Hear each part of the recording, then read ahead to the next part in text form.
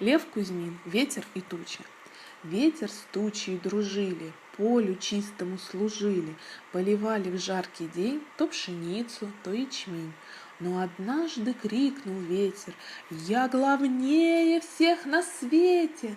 С тучей больше не дружусь, сам я в поле потружусь!» Туча сразу рассердилась, туча в елке опустилась, в чащу спряталась по грудь, ну а ветер начал дуть.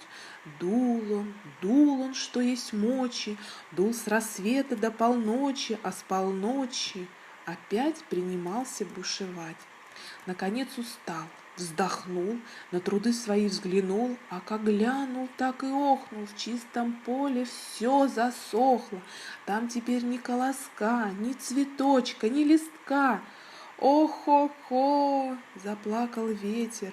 «Видно, есть на белом свете кто-то ветра поглавней, кто-то ветра посильней.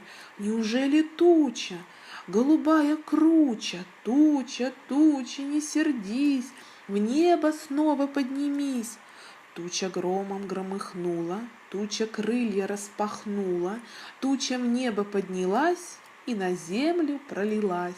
Пролилась, как из ведра, на сухие клевера, на пшеницу, на ячмень и на крыши деревень, и в бодейки, и в кадушки, и мальчишкам на макушке.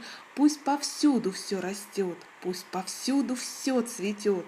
Хмурый ветер улыбнулся и от счастья кувыркнулся. «Ой, спасибо, тученька, тученька могученька, это ты меня сильней, это ты меня важней!» «Нет, — сказала тихо туча, — я ничуть тебя не лучше. Ты позвал — я поднялась, ты помог — я пролилась. Славу нам делить не нужно, ведь всего важнее дружба. Где никто не ссорится, там и дело спорится. Вот и все».